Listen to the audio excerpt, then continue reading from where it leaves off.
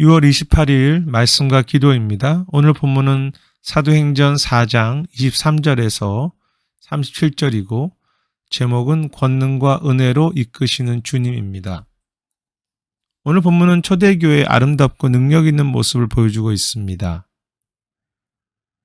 그런데 이 말씀을 묵상하면서 만일 우리가 이렇게 아름다운 공동체를 만들어 보자고만 한다면 그것은 분명 좋은 말이고 적용인 것처럼 보이지만 실제로는 율법적이고 우리 중심적인 적용이 될 수 있습니다. 그리고 사실 우리에게 이렇게 아름다운 공동체를 만들 만한 능력과 힘이 없지요.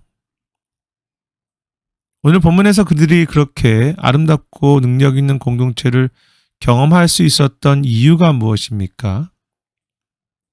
물론 그들이 한 마음으로 기도하는 모습이라든지 한 마음으로 사랑하는 수고가 없었던 것은 아닙니다. 하지만 그 모든 것은 이렇게 생긴 일들의 원인이나 이유가 아니라 하나의 결과이고 참여한 것이지요. 제자들이 자신들을 위협하는 세상 앞에 고백했던 것이 24절에 대주제여라는 표현이 나오고 29절에도 나오는 주여라고 하는 고백입니다. 모두 주님이라는 말이지요. 그것은 단순히 기도에서 하나님의 이름을 부르는 내용만이 아니라 이 주여라는 고백, 특히 대주제여, 즉 전능하신 주님이여라는 고백은 주님께서 그들을 지금도 인도하고 계시며 그들을 지금도 이끌고 계신다는 것을 인정하는 고백이라고 말할 수 있습니다. 제자들은 교회 공동체와 그들의 신앙이 자신들의 힘과 수고와 능력에 있지 않고 주님의 능력과 주권에 있다는 것을 믿었고 소망하는 그것에서 시작했습니다. 그 주님께서 교회를 세우셨고 제자들의 믿음을 시작하셨죠. 그리고 그 주님께서 공동체에게 어떤 것을 계속 주십니까? 31절에 무리가 성령이 충만하게 되었다고 했고 제자들이 담대하게 말씀을 전하게 하셨다고 했습니다. 주님께서 성령의 충만함과 담대함을 주셨습니다. 권능과 능력을 주셨다고 할까요? 우리는 질문해 보아야 합니다. 기도가 그 주님의 권능 주심을 가능하게 한 것입니까? 아니면 주님께서 권능과 능력을 주시고 계시는 것이 사실이기 때문에 기도할 수 있었던 것입니까? 당연하게 주님의 권능과 능력 주신다는 사실, 주님께서 지금도 교회와 가정과 개인에게 권능을 주신다는 그 진리가 먼저이지요. 단지 제자들은 그 사실을 믿고 기도를 통해서 그 주님의 권능 주심에 참여한 것뿐입니다. 그것은 초대교회의 사랑하는 모습도 마찬가지입니다. 33절에 보면 사도들이 큰 권능으로 부활의 소식을 전할 때 무리가 큰 은혜를 받았다고 했습니다. 그리고 그 큰 은혜를 받은 결과가 34절인데 그 가운데 가난한 사람이 없고 서로의 필요를 채웠다고 말씀하십니다. 하나님께서 큰 은혜를 주심으로 그리스도께서 큰 은혜를 주심으로 제자들이 서로 사랑하고 물건을 나눈 것입니다. 주님께서 은혜로 공동체를 채우시고 이끄신 것이 중요하고 그것이 먼저이고 핵심이죠. 그러므로 32절에 그들이 서로 물건을 나누었기 때문에 아름다운 공동체가 된 것이 아니라 주님의 은혜를 주시는 아름다움이 그곳에 이미 있기 때문에 그 아름다움이 지금도 계속해서 유지되고 있고 지금도 은혜로 인도하고 계시기에 제자들은 그 은혜의 힘으로 큰 은혜를 받고 서로를 대하고 그 주님의 아름다운 공동체에 함께 참여함으로 축복한 것뿐입니다. 문제는 그리스도께서 오늘도 권능과 은혜를 우리에게 주심으로 우리 개인의 삶, 교회와 가정을 신실하게 인도하고 계시지만 그 아름다움이 있지만 그 사실을 믿지 않거나 그 주님이 지금도 아름답게 하고 계신 것을 기대하지 않는다는 것이지요. 그래서 기도를 멈추거나 그 기도가 형식적이 되며 진정으로 사랑하기를 멈추고 있습니다. 혹은 내 힘으로 그 일을 감당해 보려고 그렇게 내 힘으로 노력할 뿐이지요.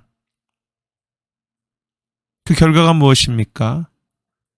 주님의 권능과 은혜가 있음에도 갈등하고 있고 메마르다고 말하며 담대함도 사랑도 없이 기도도 없이 살아가는 것이지요. 오늘 우리의 삶을 이끄는 것이 무엇입니까?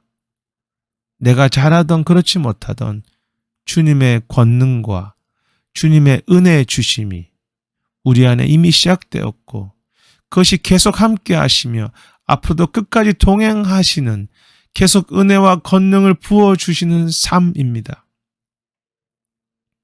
그 은혜와 권능이 아름다운 주님의 교회가 이미 시작되었고 주님께서 그 아름다운 모습들을 유지하고 계십니다. 그것을 믿고 기도하며 그것을 소망하고 믿으면서 사랑하는가는 우리의 책임이지만 우리의 손으로 만드는 아름다움이 아니라 주님께서 이미 만들고 계시고 지금도 그것을 계속해서 완성하시는 것이지요. 물론 오늘 24절부터 28절처럼 제자들이 그 세상의 주관자들이 그들을 위협할 때 주님을 대적한다는 그런 기도를 했던 것처럼 주님의 통치와 주님의 은혜와 아름다움을 위협하는 여러 가지 요소들이 그런 세력들이 있습니다. 여러 가지 영적인 실제적인 방해도 분명하게 이 하나님의 아름다움 가운데 그런 것들이 존재하지요. 그럼에도 제자들의 기도처럼 28절에 주님은 그 세상의 방해 가운데서도 오히려 그들을 통해서 하나님의 권능과 뜻을 이루신다고 그렇게 고백했습니다. 비록 방해는 있지만 주님께서 지금도 교회와 우리 삶 가운데 권능과 은혜를 베푸십니다. 비록 문제들이 없는 것은 아니지만 계속해서 세상의 주관자들의 위협이 있지만 우리 안에도 여러 가지 갈등이 있지만 주님의 아름다움이 있는 교회이고 주님께서 붙잡아 주시는 가정과 우리의 삶입니다. 계속 은혜와 능력을 부어주십니다. 그것이 약속이고 복음이지요. 그 약속, 그 복음을 믿고 오늘도 은혜와 능력을 주시는 그 주님을 믿고 제자들처럼 대주제여 주여라고 그렇게 기도할 수 있기를 바랍니다. 그 주님의 아름다움과 은혜가 있음을 믿고 다시 서로를 보살피고 헌신하며 사랑할 수 있기를 원합니다. 그때 주님은 그 은혜와 영광과 권능을 날마다 더 새롭게 부어주심으로 이미 시작된 것이지만 그것을 새롭게 하심으로 그 주님의 기쁨과 간증에 우리를 참여하게 하시고 우리가 있는 그곳에서 참된 신앙과 공동체와 감사와 찬양을 경험하게 하실 것입니다. 오늘도 권능과 은혜로 인도하시는 그 주님을 찬양하고 믿고 신뢰하면서 그 주님을 따라서 걸어가는 우리의 모든 기도와 사랑의 길들이 되시기를 축복합니다. 오늘 기도 제목은 우리 눈이 언제나 변함없이 가정과 내 삶과 교회 가운데 지금도 붙잡고 계신 그 주님의 권능과 은혜를 바라보고 소망하면서 그렇게 걸어갈 수 있는 삶이 되게 해달라고.